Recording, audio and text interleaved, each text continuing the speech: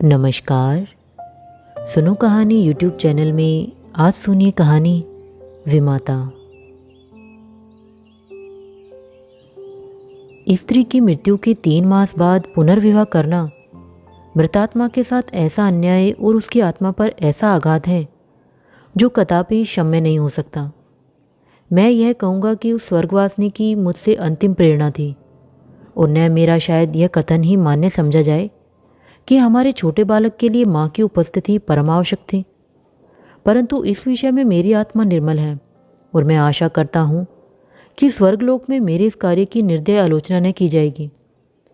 सारांश यह है कि मैंने विवाह किया और यद्यपि एक नवविवाहिता वधू को मातृत्व उपदेश बेसुरा राग था, पर मैंने पहले ही दिन अम्बा से कह दिया था कि मैंने तुमसे केवल इस अभिप्राय से विवाह किया है कि तुम मेरे भोले बालक की माँ बनो और उसके हृदय से उसकी माँ की मृत्यु का शोक भुला दो। 2 मास व्यतीत हो गए। मैं संध्या समय मुन्नू को साथ लेकर वायु सेवन को जाया करता था। लौटते समय कतिपय मित्रों से भेंट भी कर लिया करता था। उन संगतों में मुन्नू श्यामा की भांति चमकता। वास्तव में इन संगतों से मेरा अभिप्राय मनोविनोद नहीं, केवल मुन्नू के असाधारण बुद्धि चमत्कार को प्रदर्शित करना था। मेरे मित्रगण जब मुन्नू को प्यार करते और उसकी विलक्षण बुद्धि की सराहना करते तो मेरा हृदय बांसों उछलने लगता था। एक दिन मैं मुन्नू के साथ बाबू ज्वाला सिंह के घर बैठा हुआ था। ये मेरे परम मित्र थे। मुझ में और उनमें कुछ भेदभाव न था। इसका अर्थ यह नहीं कि हम अपनी क्षुद्रताएं, अपने पारिवारिक कलह आदि और अपनी आर्थिक कठिनाइयां बयान किया करते थे।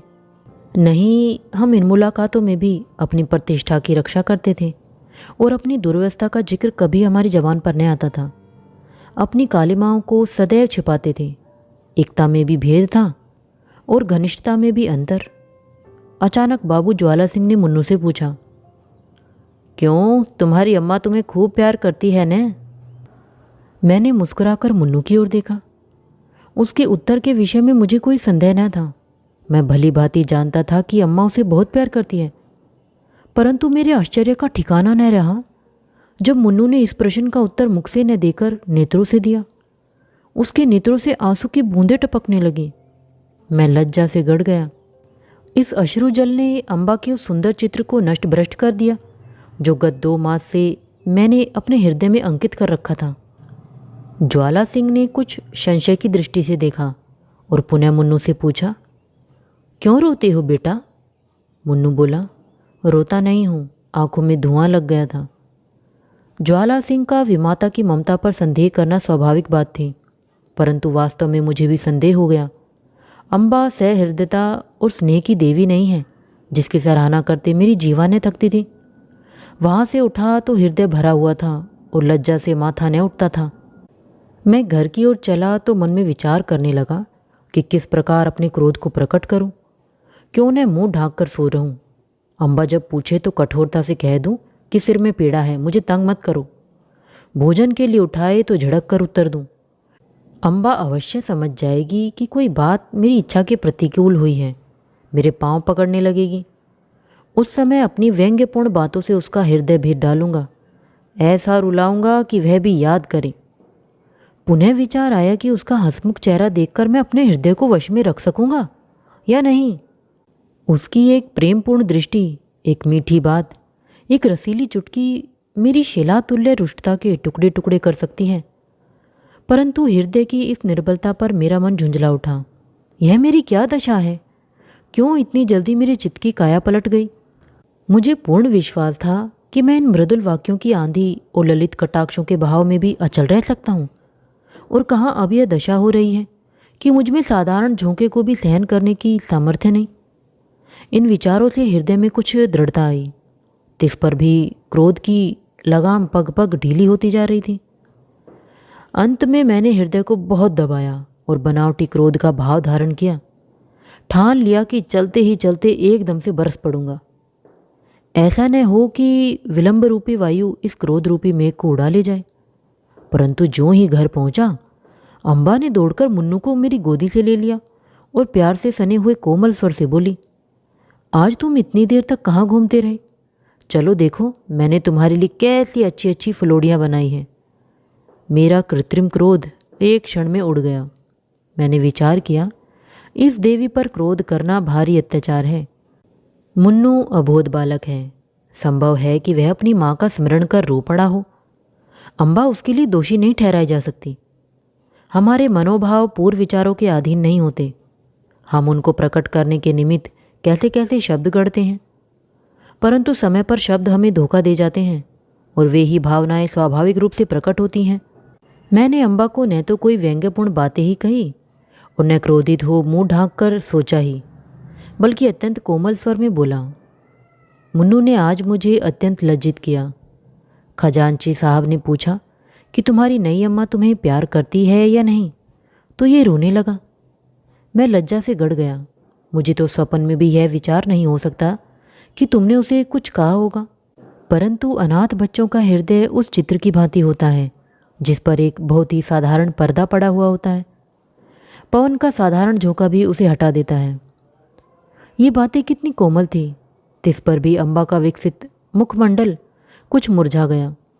वह सजल नेत्र होकर बोली, इस बात का विचार तो मैंने यथासाध्य पहले ही दिन से रखा है, परंतु यह असंभव है कि मैं मन्नू के हृदय से माँ का शोक मिटा दूं।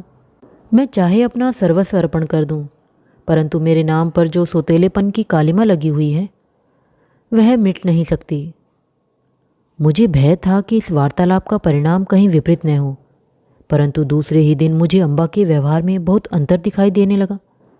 मैं उसे प्राय सायंकाल पर्यंत मुन्नू की ही सेवा में लगी हुई देखता, यहाँ तक कि उस धुन में उसे मेरी भी चिंता न रहती थी। परंतु मैं ऐसा त्यागी न था कि अपने आराम को मुन्नू पर अर्पण कर देता। कभी कभी मुझे अम्बा की यह अश्रद्धा न भाती, परंतु मैं कभी भूलकर भी इसकी चर्चा न करता। एक दिन मैं अनियमित रूप से दफ्तर से कुछ पहले ही आ गया। क्या देखता हूँ कि मुन्नू द्वार पर भीतर की ओर मुँह किए खड़ा है। मुझे इस समय आँख मिचोली खेलने की सूझी। मैंने दबे पांव पीछे से जाकर उसके नेत्र मूंद लिए, पर शोक, उसके दोनों गाल अश्रुपूरित थे। मैंने तुरंत दोनों हाथ हटा लिए।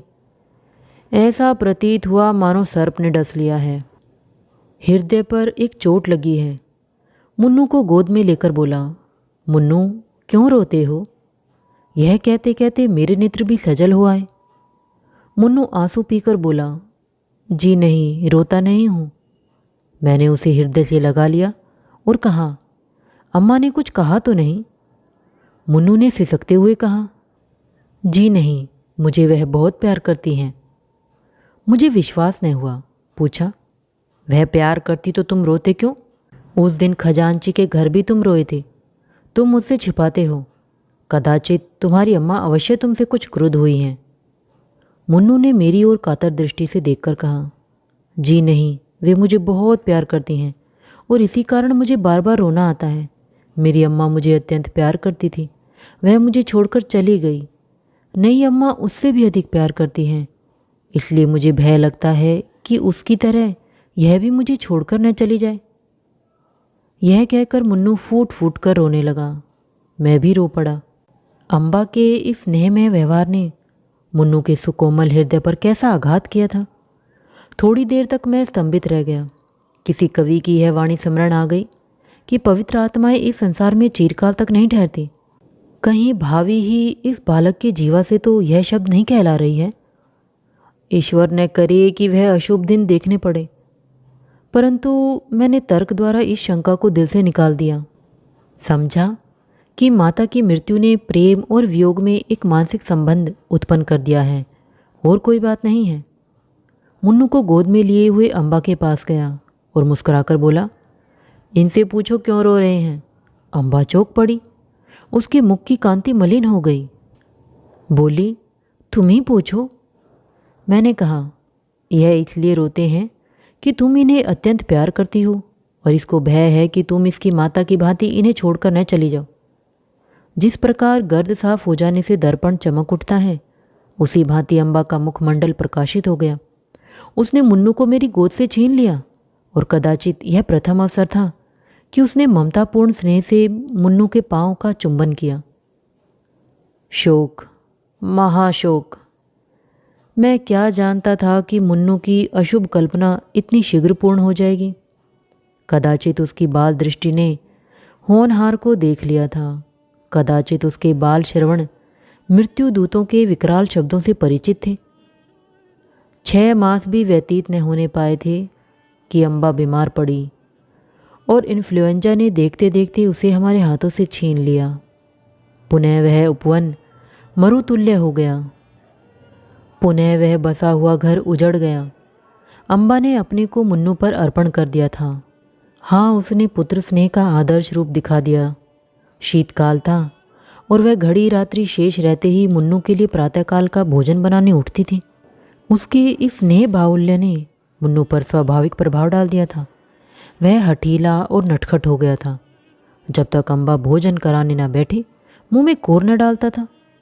जब तक अम्बा पंखा न झले वह चारपाई पर पाँव न रखता। उसे छेड़ता, चिढ़ाता और हैरान कर डालता। परंतु अम्बा को इन बातों से आत्मिक सुख प्राप्त होता था।